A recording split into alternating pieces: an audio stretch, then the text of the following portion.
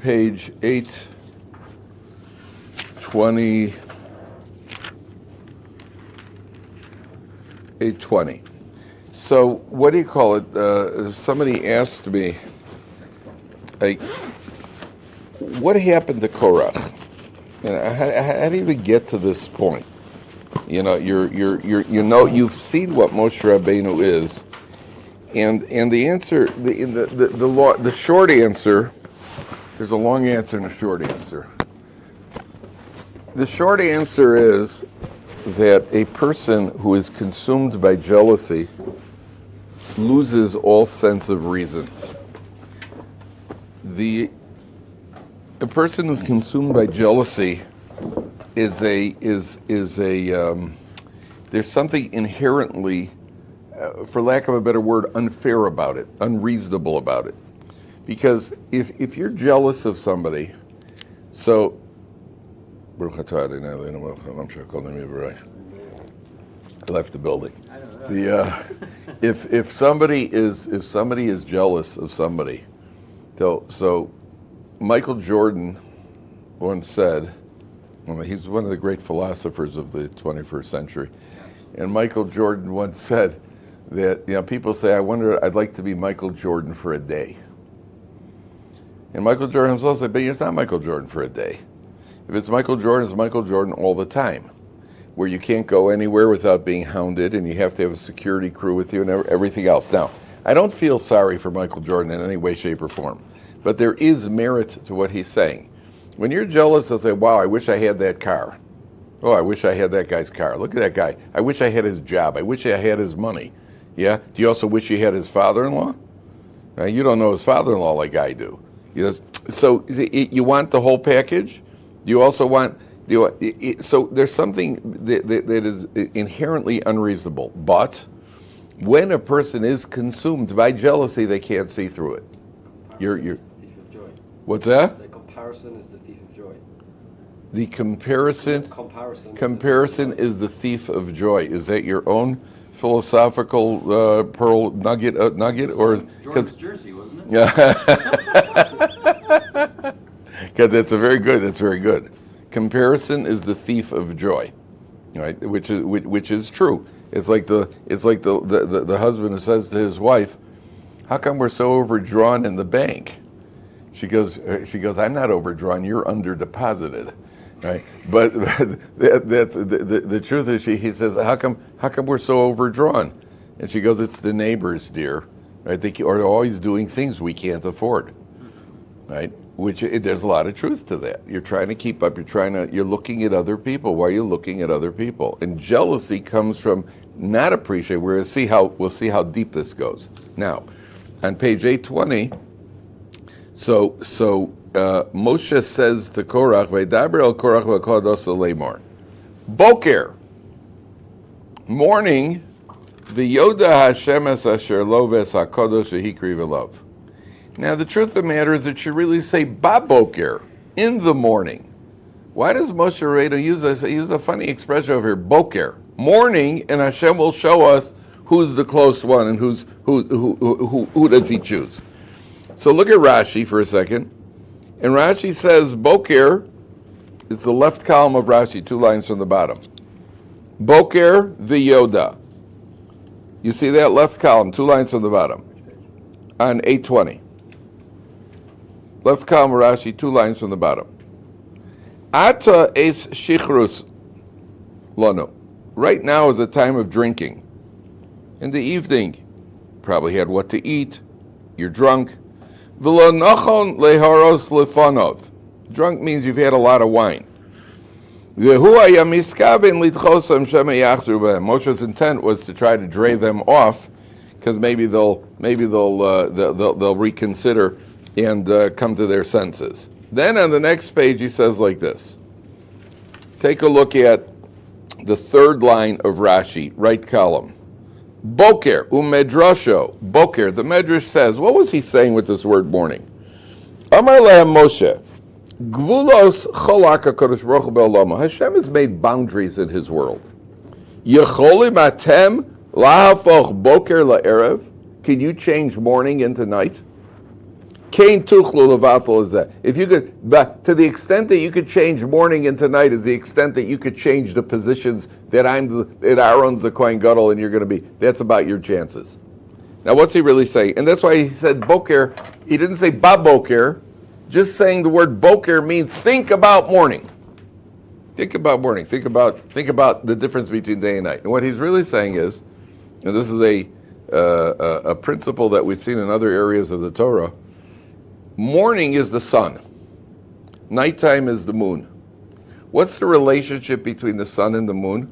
The sun is what we call the energy. The moon is the receiver of the energy.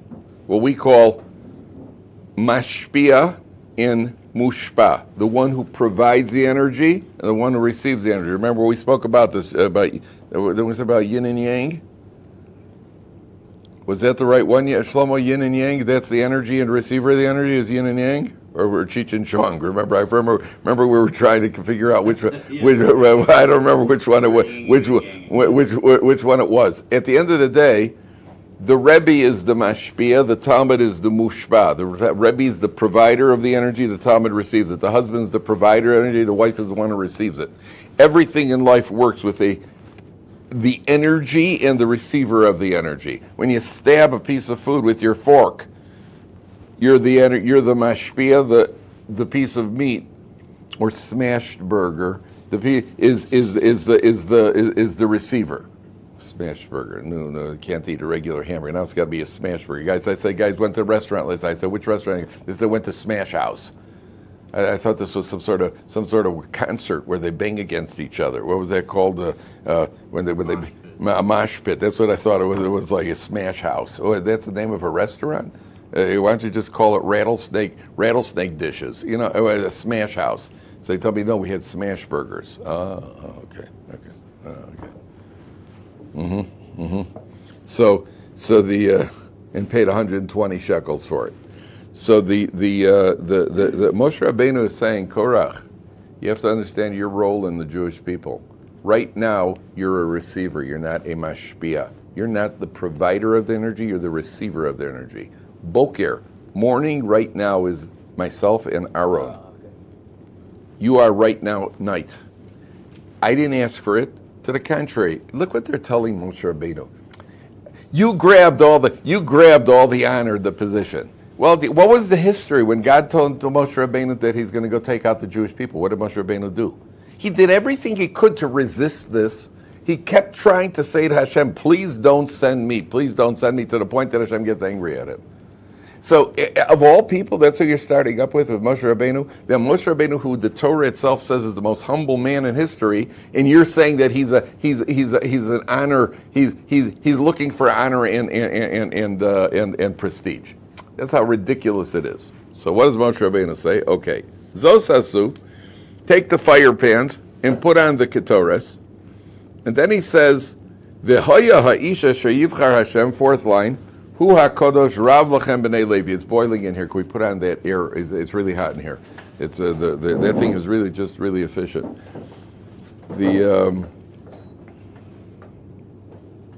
Now, thank you. We'll just do the best we can with the noise because I can't take the what do you call it?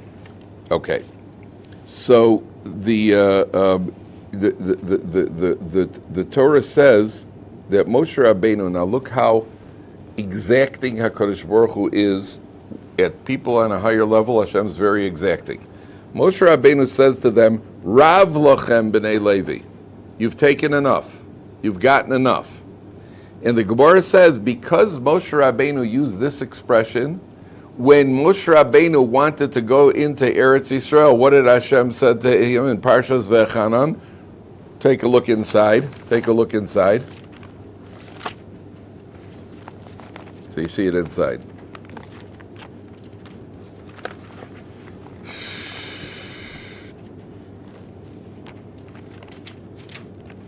No. On page, let's see here.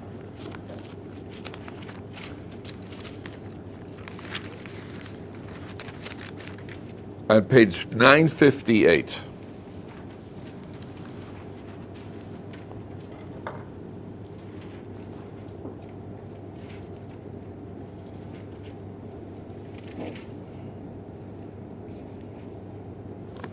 on page 958, Moshe Rabbeinu is talking in the book of Devarim about how he pleaded to Hashem to go into Eretz Yisrael. And look what Hashem says to him when eventually in Pasuk, 6 lines from the top, gentlemen, 6 lines to the top. Vayisabar Hashem bi lemanchem. Hashem was, how do you say, angry? Oh, he translated angry. Was angry at me on your account. V'lo shoma elai. He did not listen to me. Vayomer Hashem elai rav loch. Enough. Al tosef daber elai od badover hazeh. Do not continue speaking.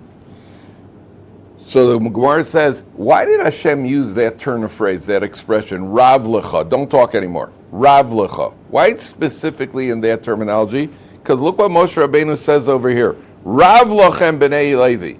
You've gotten enough. You've taken enough. You have enough. Now, why was Moshe Rabbeinu saying it over here? He's saying it because he's trying to put an end to the fighting. So why is he taking? Moshe Rabbeinu is being blamed for saying Rav lochem b'nei Levi. Why are you being blamed? What did I do wrong? I'm just telling them, listen, guys, there's a fight over here. Be happy with your portion. So I heard from Rav Lev Shlita, he said, there's room for misinterpretation here. Maybe the Levium will hear in Moshe Rabbeinu saying, you've taken enough. Maybe they'll understand enough of your growth. You've gotten to a high enough level. You don't need to grow anymore. For that slight possibility of misinterpretation, should have chosen different words. You should have chosen different words. Therefore, HaKadosh Baruch Hu says, Moshe, I'm shutting you down now. No more davening. Rav loch. No more davening. Why? Because you said that to the Levium, and it could have been misinterpreted. And that shows you how careful a person has to be, even the choice of words. The difference between, I told you, when you criticize somebody, the difference between when I told you in how to make friends. What's it called? How to win friends and influence. How to win friends and how to win friends and manipulate people. Yeah, but how to win friends and influence people. That the difference when you criticize between and but. You got an 87 on the test, but if you would have studied, you would have done better. As opposed to you got an 87 on the test, and if you put in a little bit more effort, you'll do better. And you got to get right. It's got a complete switch. Got a complete different flavor to it. And that's what Moshe Rav Lochem should have said something else. Okay. Now, Moshe Rabbeinu says, okay. He continues with it, and then he says like this. Take a look at Pasuk Yud Aleph. And gentlemen, here I'm going to give you a priceless piece of life advice. You should pay me for this. Kaplan, Kaplan, on the checks. 7 lines from the bottom. Lochein, why are you smiling? Smiling makes it look like you think I'm joking. That's the problem when you smile. Lochein, ata v'chol adoscha noadim Hashem. You and your entire congregation, who are encroaching on Hashem. How does he translate it? Noadim Hashem, who've gathered, assembled against Hashem. Ve'aron mahu kisalinu alav. What do you want from Aaron? What do you want from Aaron? And again, the irony. You're starting a fight with who? You're accusing the most humble person of pursuing honor, which is ridiculous. Page 822. Page 822. You're accusing the most humble person of pursuing honor, and you're starting a fight with who? The man of peace. The most peaceful person in the world. The Ohev Shalom V'Rodev Shalom. And you can't find anybody else to pick on but Aaron. Now, when you look through the psukim over here, there's an argument, there's a fight. What's Aaron's response? Not Moshe's, what's Aaron's response? You're right, there is no response. Aaron never speaks the whole time. And that right there is a way of teaching us how do you handle somebody who's provoking you or somebody who's trying to argue with you. The best response to somebody who's starting up with you is silence. There's nothing more frustrating. Nothing more frustrating than picking an argument with somebody. You're picking an argument and somebody's looking to pick on you and you don't say anything. And that's the best response. It takes two to tango. Yeah, it takes two to tango, but yeah, that's true. Two to argue. And if you're arguing, somebody once said, if you argue with a fool, that means two fools are arguing. What are you arguing with for? And a guy starts insulting you, saying something to you, and the best... And Aaron goes and he shows you that's how it works. And the Gemara says that somebody who doesn't respond when somebody is picking a fight, a verbal fight. Somebody who does not respond when somebody's picking a verbal fight, then the entire world exists in his merit. Famous quote in the South is, never wrestle with a pig because you'll both get muddy and the pig enjoys it.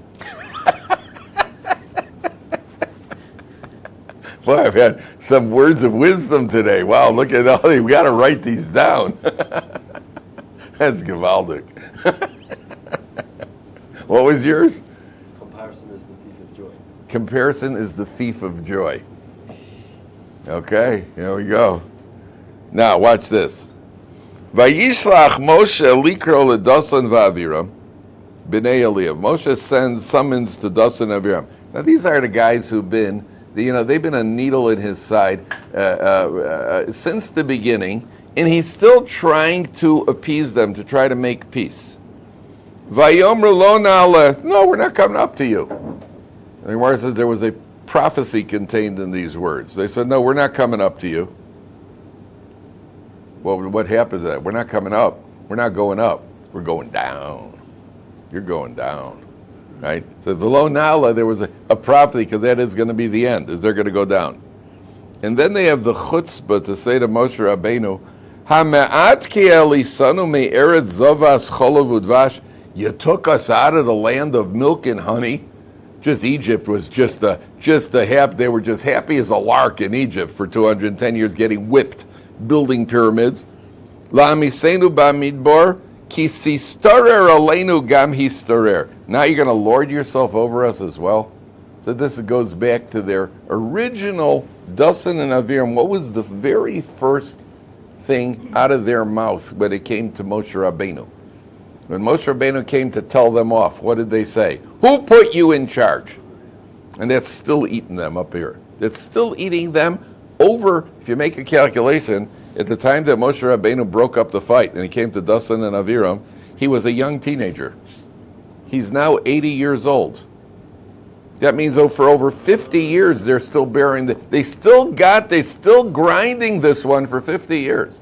I heard a story, I think Rav Elia Lapian brings this down in one of his, in the Lev Eliyahu. There were two sisters who stopped talking to each other. A family fight, they stopped talking to each other. And it happens, family fights, most family fights, people don't even know what they were fighting about, but they continue fighting. So these two sisters stopped talking to each other. And then finally, 40, 50 years later, one of them got sick. So they went to the other sister. They said, Chana, Bela's on her deathbed, and she's asking to see you.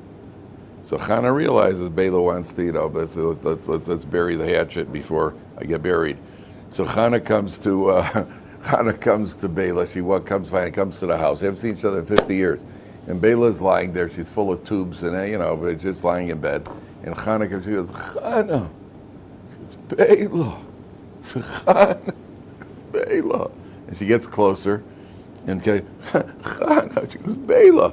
And Bela, with her last ounce of strength, picks herself off the pillow, bites Chana on the nose as hard as she can until she starts bleeding, collapses back against the pillow. She says, now I could go to my grave in peace. Documented incident.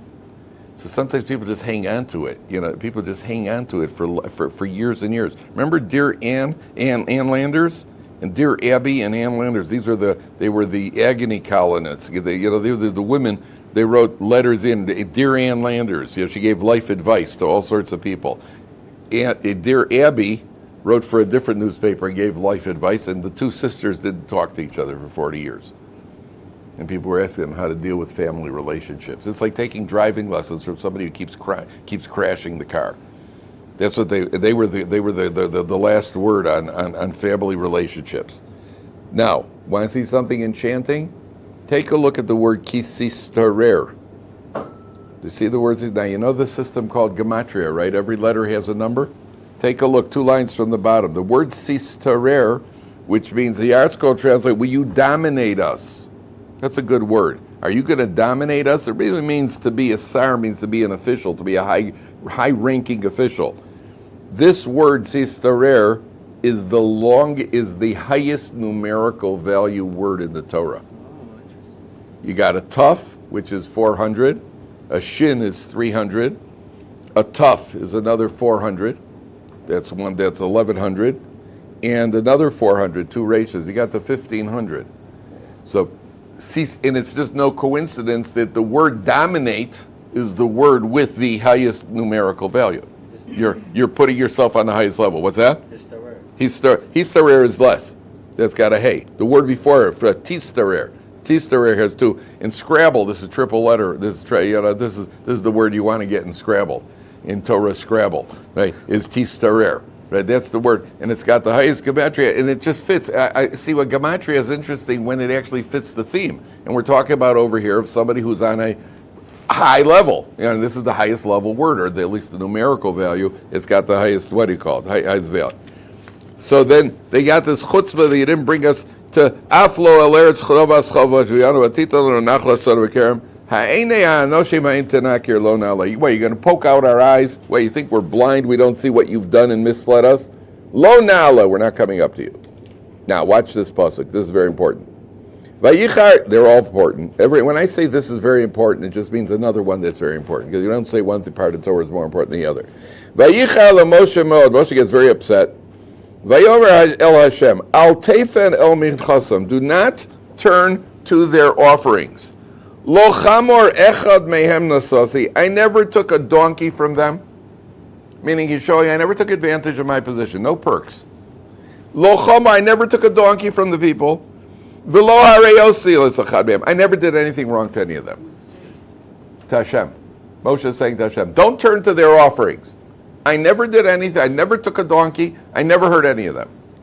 Now, what's Moshe ostensibly trying to do over here when he's speaking to Hashem? Well, if you're speaking to Hashem and telling him, don't listen because I never took a donkey and I never hurt any of them, what's he trying to say? He says, I've been a loyal servant to you. Hashem knows this. It's a tefillah. Hashem knows all of our davenings. Oh, it's a tefillah. He's daven when you talk to Hashem. And so he's saying it. He's petitioning Hashem. When you petition Hashem, that's a tefillah. Anytime you daven Hashem, if you go to the train and say, please Hashem, send me a train quickly, that's a tefillah. So Moshe Rabbeinu especially works with, so when you see the train coming. The Moshe Rabbeinu goes and he says, please Hashem, don't accept their offerings. I never took a, what's going on? What's the context over here? So this goes to the Gemara in Avodah Zarah that says, there's a tractate Avodah Zarah, and the Gemara says that Rabbi Chanina ben Teradyon. Now Rabbi Chanina ben Teradyon was one of the 10 martyrs who they burnt. Remember, they burnt him in a Sefer Torah. They wrapped the Sefer Torah and they burnt him. Rabbi Chanina ben Teradyon, the Romans had made a decree. I'm going to tell you something. This is a life rule, gentlemen. Rabbi Chanina ben Teradyon was living in a period where the Romans were constantly making decrees against the Jewish people. One of the decrees was, at a certain point, they're not allowed to learn Torah. Rabbi Chanina ben Teradyon, in blatant defiance of the Romans, he went out, he taught Torah in public. So Rabbi Yossi ben Kisma, who was one of the Gadol, probably the Gadol Ador at the time, he saw Rabbi Chanina ben Teradyon, and he said to him, hey, I hear you're teaching Torah in public, in defiance of the Romans. I'd be very surprised if they don't take that Sefer Torah and wrap you in it and burn you. He wasn't cursing him, he was just saying, this is probably where you're headed. So Rabbi Chanina ben Teradyon said to him, and tell me, what's my station in the world to come? So Rabbi Yossi ben Kisma said, well, give me an example of something you did. So Rabbi Chanina ben Teradyon said, well, one Purim, I had money designated for my Purim feast. You know, you said you buy your whatever it is, your wine and your meat and your whatever else you're going to be serving. And I had money set aside for the Purim feast. And I got mixed up with that money and I actually gave it away to the poor people. And I didn't reimburse myself, meaning I gave more money to tzedakah than I intended to. And I took this money, I had to buy the meal from something else, but I gave away more money than I really intended to. And I never reimbursed myself. So Rabbi Yossi ben Kisma said to Rabbi Chanina ben Teradyon, I hope my portion is like your portion in the world to come. That's what the Gemara says. Rav Dessler asks the obvious question, which is what? That was more the teaching, taking the risk of teaching Torah in public. Excellent. If I was Rabbi Chanina ben Teradyon, and you would ask me, Rabbi Yossi ben Kisma, if I was Rabbi Chanaan, Rabbi Yossi, because he asked me, well, I say to him, what's my station in the world to come? And he says to you, well, give me an example of something you did. So I would say, well, I risked my life to teach Torah in blatant disregard of Roman decrees. How's that for a mitzvah? And instead, he goes and he picks well, I got the money mixed up, so I gave a little bit of extra. So listen, I like tzedakah as much as the next guy. But on a scale, which obviously is a higher level mitzvah. So why does he say that? Why does he say that? So why does he use that as the example? Here the question. Here the problem. Give the example of Mesiras Nefesh for Torah. That's what Rav Dessler asked. The answer is that he didn't ask him, do I have a portion in the world to come? His words were, what's my station in the world to come? That means for every mitzvah that we do, we're going to be rewarded. If you run into a blazing building and save somebody's life in the blaze, you're going to get rewarded for that. That doesn't mean that that's your station. That doesn't define who you are as a person. Who you are as a person are the things you've done consistently that became part of you. That means giving tzedakah, that's the sort of thing that I do on a regular basis. Teaching Torah in blatant and open defiance of the Romans, it's a nice thing to do, but that doesn't mean that's who you are as a person. So you could sometimes people do big, wonderful, magnificent things. You get a guy who's a rich guy, and he gets a knock on the door right after he made a killing on a deal. He flipped a property, made a killing. A guy happened to knock on his door collecting for a yeshiva, and he writes him out a big check. But a lot of guys in shul who come by like this, he doesn't bother with them because he doesn't have energy for that. That's not who you are. Writing a big check isn't who you are. You get it, so it's a mitzvah, terrific. That doesn't define you as a person. Who you are as a person is what you're doing and what your behavior is on a regular basis. What are you doing consistently? Moshe Rabbeinu, if he wanted to plead to Hashem, and says, hey, I brought down the Torah. Hey, I split the sea. Hey, I did the 10 minutes. What does Moshe Rabbeinu say? Listen, I never took a donkey from them. I never hurt anybody. I never was inconsiderate. He takes this is who I am. That's at least Moshe Rabbeinu feels. Moshe Rabbeinu feels, this is who I am as a person. And in exchange for that, please, these guys are hassling me. These guys are hassling me. Okay. So then he says that now we're going to have the showdown. And they come to the next day, and watch this. This is one of the Moshe Rabbeinu. Now this is where I really lose track of Korach over here, because if I was Korach, I'd be getting nervous. Take a look at 824 in the middle of the page, Pasuk Chaf. Vayidaber Hashem al Moshe vel Aaron lemor. Oh, sorry, wrong pasuk. Pasuk Chaf Beis. 8 lines from the bottom.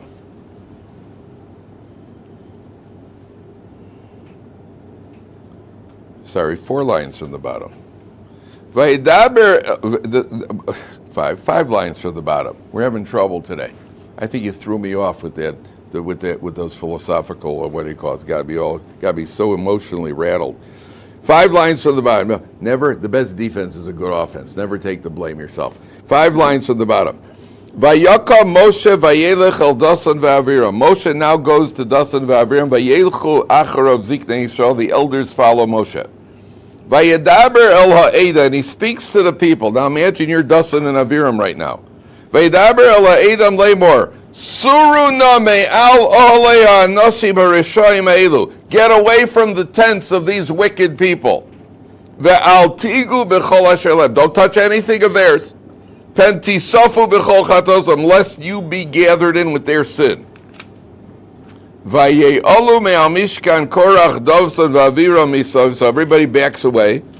The Dasan v'Aviram yotzu nitzavim pesach oleim. Dasan v'Aviram go out confidently by the entrance of their tents. How does he? Unesheim uvneim v'tapam. Now, this is where I find that the Torah has, it's almost like an odd sense of humor. Watch this. 2 lines from the top, 826. Vayomer Moshe, Bezos teidun ki Hashem shlachani, and this will be a sign that Hashem has sent me, not like Korach, who's been saying that I made up the whole thing. Lasso says, Kol ha'maisi be'ela, to do all these deeds. Kilo mi libi, it didn't come from my heart. What's the proof? Im kemos kol ha'anoshi bimusu elu, if these guys die a regular death, ufkudas kol adam yipoket alehem, and the, how does that go? What does he say? And the destiny of all men is visited upon them. Ooh, what a turn. What a phrase. Lo Hashem shlachani. What's Moshe Rabbeinu saying? If these guys die a normal death, then, my bad, Hashem didn't send me. What does it tell you? If you're like, whoa. But, V'im bria yivra Hashem creates a special created being. Upatzas ha'adam es pi, and the earth opens its mouth. Ubolos this kol hashem, and it swallows them. V'yardu chaim she'ola, then v'yadatem ki niyatzai Hashem es Hashem. Then you know that they've provoked Hashem, they've antagonized Hashem. So what does Moshe Rabbeinu say? If they die a normal death, then you're right. They're right, I'm wrong. If they die a normal death, I'm wrong. Where does that leave them? If they all drop dead of a heart attack right now, then I'm wrong. But if the earth swallows up, if the earth opens up its mouth and swallows them up, that's a sign that Hashem has sent me. What's bothering you? I thought we don't use miracles to prove things. Well, we don't. No, but I'm saying, like, because it says in the Gemara, there's whole thing with the tree jumping, like, my opinion. Yeah, but Moshe, we're not proving anything. We're putting an end to a fight. It's them against Moshe. Good question. It's a good question. That's in the halachic realm. The Gemara over there that you're thinking of in Bab Siyand, Mem Tes, and Nun Tes, that's talking about the fight between Rabbi Lezer and Rabbi Yeshua about can you prove, you can turn it off if you're cold because you guys are a bunch of wimps. Man up a little bit. Thank you, David. Everybody just like, the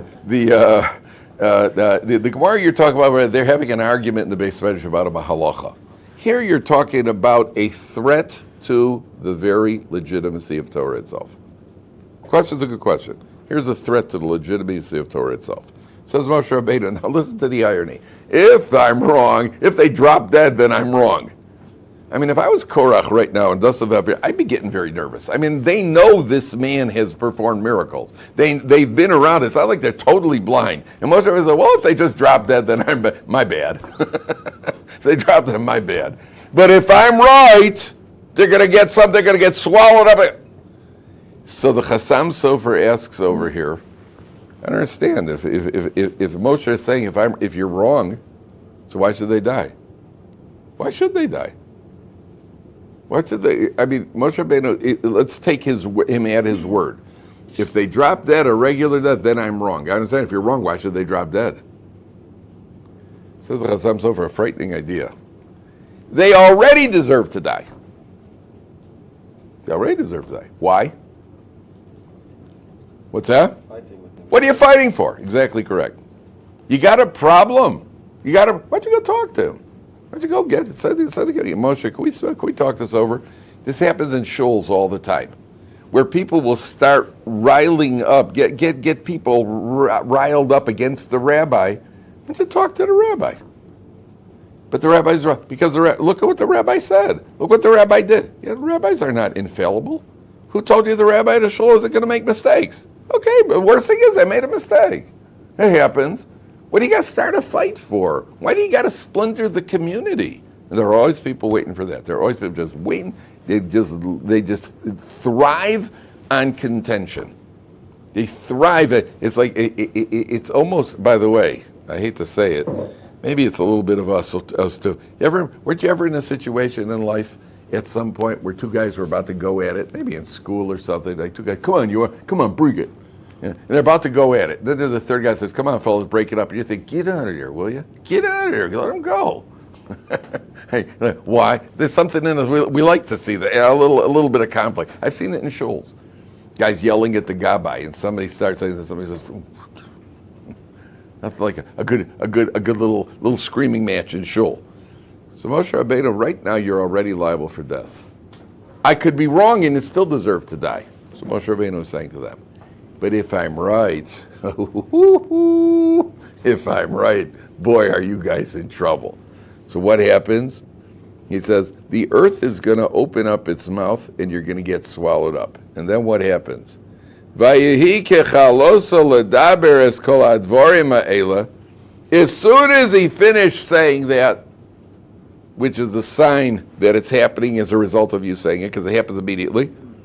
Vatiboka ha'adoma asher tachteim. The earth opens up. Vatiftach ha'oretz espia. The earth opens its mouth. It doesn't, this was not a crack, like we normally understand a earthquake that then leaves a fault. The earth opened, but the earth had a mouth. Vativla osam vezba, it swallowed them and their houses. Doesn't 7-Eleven have something called the Big Gulp? Right? This was the ultimate big gulp. There was a gulping sound over here. That means that when they got swallowed up, people heard, that's what they heard. Something along that. They heard a earth, like when you're eating and you swallow, and people sometimes hear you eating and swallowing. The earth swallowed them. They didn't fall into the earth. Well, not only that, there's a medrash that says that it followed each one of them. It wasn't that they all just fell. There are different midrashim exactly how they say. There's one medrash that it went at one right after the other, like, right? Don't you do that sometimes with a straw when you're eating something, like, right at the bottom of your iced coffee? Right now. And I'm good at that sound, right? I had a lot of practice, right? It's from a lifetime of practice, and so they're getting swallowed up. Ve'es botehem, ve'es kol ha'odam asher lekorach, ve'es kol ha'rechush. All of the men and all the property. Now, why is this the punishment? Why is this the punishment to get swallowed up? Because of their mouth. You open your mouth in the wrong place. Your mouth, you get a mouth. That's at a basic level. The Gemara says they got swallowed up, and not even, it says all their property, not even a needle remained. There wasn't even a needle that remained that if somebody saw, that's one of Korach's needles. Nothing. That means the earth opened up, swallowed them up, closed them up. There was no evidence whatsoever that there was ever a man named Korach. There was never evidence that there was no sign that a man of Korach ever existed, or Dasan and Aviram. Swallowed them up, their property, everything, closed it up completely. I told you, when you take cake that your wife doesn't want you to take, you cut it, the cake is sliced, and then after you have a couple of pieces, what you do is you adjust it, move the other pieces around so that she doesn't know that you took some. Right? You adjust it. Or the chicken, the Erev Shabbos chicken. There, you have a couple of pieces. Move things around. Don't leave it don't leave a telltale sign. There's no sign that a man named Korach ever does it. What do you guess? What about the Aron Kodesh? What Aron Kodesh? The Aron Kodesh. No, but his property, his own property. There's no sign of anything that Korach, not one thing, but not a shoe, the Gemara says not even a needle. Why? So there's a couple of ideas here. One idea is, if you drop $10, if you lose something, and somebody else finds it and uses it, say a poor man finds money that you lost. Do you get a merit for that? Yes, you do. You got an unintentional mitzvah. And not only that, there's even a mitzvah in the Torah, which is called shikha. When you go through the field, and there's leket, peah, you have to leave certain parts of the field. There's one type of mitzvah where you have grain, and you walk past it, and the halakha is you can't walk back to get it. You have to go back to get it. It's a mitzvah that you could only fulfill by forgetting it. And if you pretend to forget it, that's not the mitzvah. You can make it hefker. You can make it hefker anytime. You can say, okay, this is hefker for the poor people. But that's not shikha. Shikha has to be where you actually forgot it. So on one level, we don't want Korach to have any merit. What if a poor man finds his needle? What if somebody finds a needle and stitches up his clothing? We don't want any merit for Korach after he's gone. He's got no merits left. But there's a much deeper idea here. A much deeper idea. And this is also, it goes back to, what did you say? Comparison is the father of the thief of joy. Oh, I thought necessity is the mother of inventions. I thought comparison is the father of something. They got a mother and a father. So what is jealousy? When a person is consumed by jealousy, now here's a man. Remember what Haman's words were. Kol ze eino shavali. Whatever I've got is worth it. It's worth nothing to me. Jealousy means that you're looking at somebody else and you forget about your own existence. I have nothing. You've got what I want. That's all I can focus on. I've got nothing. I want that. The proverbial father who used to say, you want to cry, I'll give you something to cry about. So HaKadosh Baruch Hu says to Korach, if you feel that you don't exist, I'll show you what it is that don't exist. You're swallowed up. There's no existence of Korach whatsoever. No sign whatsoever that he ever existed. You feel that because you're not the Kohen Gadol, so you feel you've got nothing, I'll show you what it is to have nothing. And therefore he gets swallowed up and he doesn't exist. There's a parsha in the Torah named after. Yeah, not for good. That's not why you want a parsha named after you. So Moshe and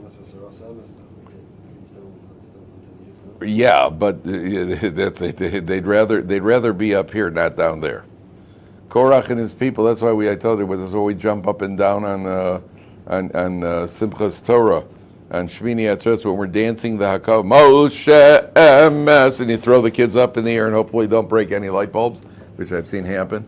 Right? You throw the kids up. The kids hit the ceiling. They say Moshe Emes, and everybody jumps up and down. You know why? You know why we jump up? You don't know why we jump up and down? shake the ground.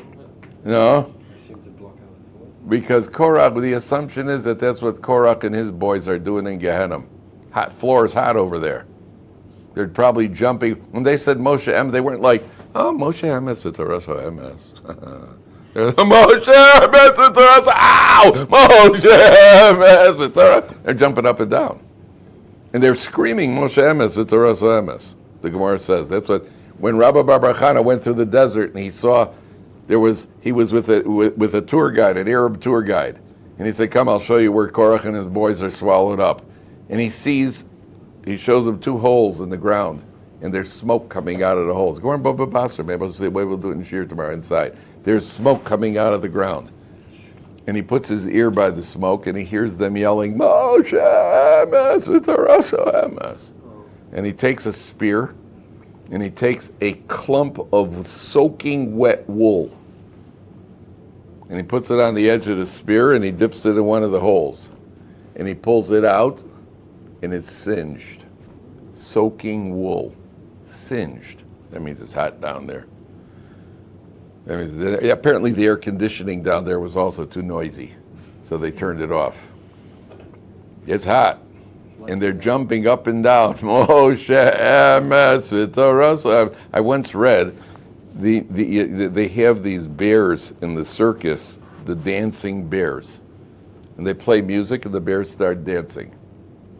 How did the bear train the bears to dance? Do you know? No, hitting bears? Nobody hits bears. Bears hit back harder. They take the bears and they have them walk out on a bed of hot coals. And while they're on these hot coals, they start playing music. Now the bears are jumping up and down, and then they play music. And the bears are jumping up and down. Then when they bring them out and play the music through association, the bears immediately start jumping up and down. That's how they train them. That's how I didn't say it's a nice thing. You're looking at me like, all right, where'd you get that? It's not my idea. I'm just telling you a fact. I'm not a bear trainer. So Korach and his boys are jumping up and down. They missed it by 1 second. By 1 second. If they would have said it 1 second earlier, at the last second, they could have said, Moshe Emes, the Torah Emes. They would have been spared eternity. They missed the boat by 1 second. By 1 second. Well, too late. Oh, you got too late. Now it's too late. You were challenging Moshe. You were challenging the Torah. You were challenging Emes. Down you go. You missed it by 1 second. Where? Say. Where what? Where does it say that? Because the Gemara says they're yelling Moshe Emes, the Torah, so Emes. Had they said it a minute before the earth, a second before that, they would have been spared. Could have done tshuva. You missed it by 1 second. All right.